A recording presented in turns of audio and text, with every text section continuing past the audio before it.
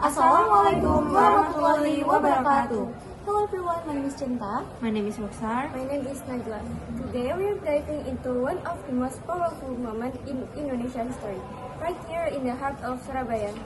Now we are on our way to November 10th Museum, where the spirit of heroism, sacrifice, and independence truly comes to life. You don't want to miss this, so make sure you stick around till the end.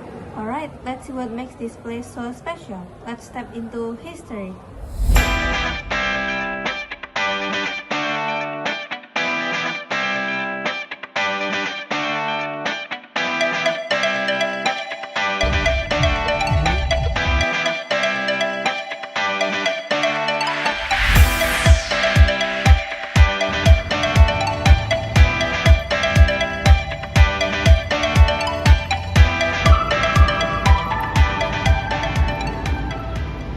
Finally, we've arrived at Museum 10 November at Pahlawan Street, Alun-Alun Contong, Bubutan District, Surabaya.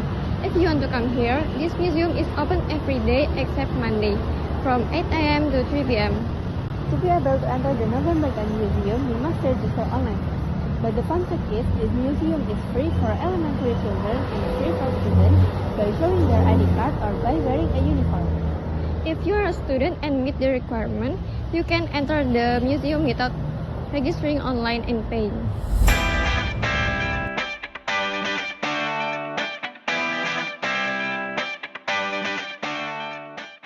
Now we are on the first floor, which is a basement. In this hallway, there is a lot of collection of photos of Surabaya city in the past. On the first floor, there is a zone that tells the condition of Surabaya during the proclamation era, where the story is told very completely, accompanied by illustration and statues to give the visitors an idea. In addition to the proclamation era, on this floor there is also a zone that tells the period and post-battle of Surabaya. In this zone, there is a miniature atmosphere of Simpang Hospital, which is hospital to treat victims of the 10 November battle in Surabaya. The replica how the victims of the battle were carried on stretchers covered in blood. In the middle of this room, there are statues of fighters who died during the Battle of Surabaya. Above the statues, there are many motivational words to inspire the spirit of struggle. To the second floor, we have to climb the stairs. There is an elevator here, but it is only for the elderly and disabled. Now we are on the second floor. Here there is a People's Army Zone. It is filled with weapons and attributes that are used by Indonesian and enemies fighters. In this zone, there are traditional weapons used by other fighters, such as bamboo spears, slingshot, bayonet, and machetes. Besides that, various diorama are also provided here that tells the various events during the Battle of Surabaya, such as static diorama and public kitchen diorama. The static diorama is equipped with an information technology system using 6 language text translation. Among them are Indonesian, English, Dutch, Japanese, Chinese, and Korean. Like an application, with just a touch of finger, we can enjoy the sound and miniatures that describe every event of the struggle. This museum is equipped with quite complete facilities. In this museum, disability and the elderly are highly prioritized, so that there is braille in every collection. In this museum, there are stairs, escalator, and elevator.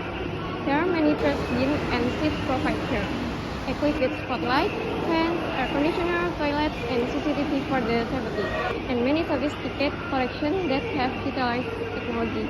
Here, guides are also provided for tourists who need them. Well, now we are with one of the officers at the November 10th Museum.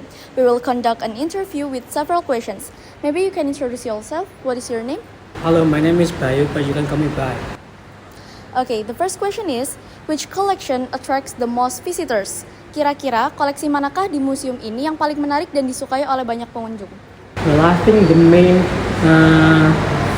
main goals for this museum is this place. It is actually the speech by Bung Tomo. He is one of the heroes in Surabaya, and this speech was delivered to encourage the Surabaya people to war between the Surabaya people and also the Netherlands. Yeah. Okay, the second one, are there a lot of student visitors coming to the museum? Yeah, there are a lot of them, and also we also have a program. I believe it is conducted by the Minister of Education, if I'm not mistaken. It is called EduCity. And this program is ask every student, actually the student in Surabaya, to come in museum, but not only in this museum, and also a lot of museum. They come to this museum and then they will have a special special program in there. They will diperkenalkan bagaimana sih museum-museum ini seperti itu ya. And the last question is, how many visitors does the museum typically receive? I think around 100 a day per day, I think, especially in this museum, because this is the main museum from the other. So a lot of people, especially foreigners, also come to this place to look at the historical collection. Yeah. Okay, well, I guess that's all. Thank you for your time. And that wraps up our visit to the 10 November Museum here in Surabaya. Visiting this place really makes you realize how important it is to keep the memory of the Battle of Surabaya alive. It's not just about looking back, it's about learning from the past and carrying that spirit forward. This museum holds powerful story, not just of struggle, but of unity, courage, and sacrifice. It's a reminder that history isn't just something we read. It's something we feel, something that shapes who we are. Yeah, but here's the thing. Remembering the 10th of November wouldn't feel complete if you only talk about the battle, without understanding the city where it all happened. Surabaya wasn't just a background. Every street, every corner holds a story. And to truly appreciate the bravery of the people, we also need to understand the soul of Surabaya itself. That's why our journey doesn't end here. Our next stop is Surabaya Museum and the iconic Silver Building. So stick with us and let's explore what makes Surabaya not just the city of heroes, but a city full of life, resilience, and pride. See you at the next museum.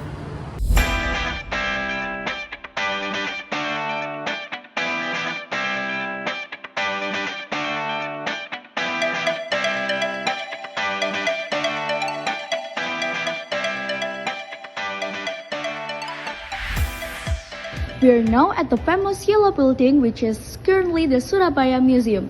This place has stood strong for more than 140 years and gives us a fascinating glimpse into Surabaya's culture and past. This museum is open every day from 8 a.m. to 3 p.m. except Monday, and the best part is admission is absolutely free. We are now in the museum where you can find a collection of over 1,000 artifacts and photographs. The exhibit covers everything from Surabaya independence struggle to its rise as a bustling city. In this museum, there are also collections of transportation, fashion, and economics. One of the key highlights is the Proclamation Era section. It's a powerful display that brings you back to the time when Indonesia declared independence. With illustration and statue, visitors can truly get a sense of the era. One of our key collections is related to the former mayors of Surabaya. This museum displays items and photographs of Surabaya's mayor from the year 1916 up to the present day. It gives visitors a glimpse into the leadership history and how the city have evolved under different administration. One of the most interesting parts of the museum is its collection of Japanese art and culture. You find wayang, traditional clothing, and even a replica of an ancient kitchen. Make sure to check out the historic collection. It features Gomloh old piano and a replica of the violin used by W.R. Supratman, the man who wrote Indonesia's national anthem. These items beautifully show how music is part of the nation's journey. This museum provides various public facilities that can be enjoyed by visitors. This museum is equipped with a complete collection starting from explanations, collection of objects, photography to video illustration. Equipped with spotlights and LCD projectors, this museum is filled with air conditioning so that it provides comfort for visitors. Here, guides are also provided for tourists who need them. Well, now we are with one of the officers at the Siala Museum. We will conduct an interview with several questions. Maybe you can introduce yourself. What is your name? My name is Okay, the first question is, which collection attracts the most visitors? So actually, the grand piano one is the collection that attracts the visitor more. But we also have the handwritten text of Mr. Sukarno that really attracts all of people that go here in the museum. Okay, the second one is, are there a lot of student visitors coming to the museum?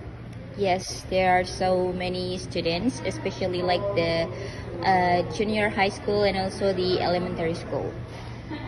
Okay, and the last, how many visitors does the museum typically receive?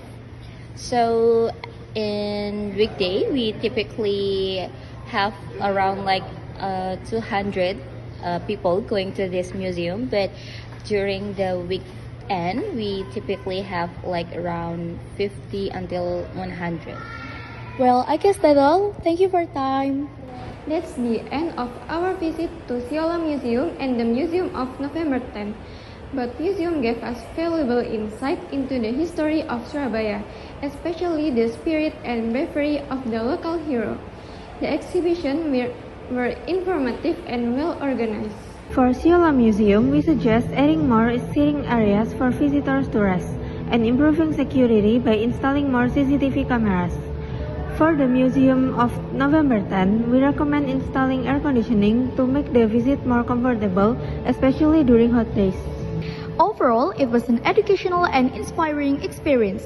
Thank you for watching, and we hope this video encouraged you to learn more about Indonesia history. See you next time. Wassalamualaikum warahmatullahi wabarakatuh.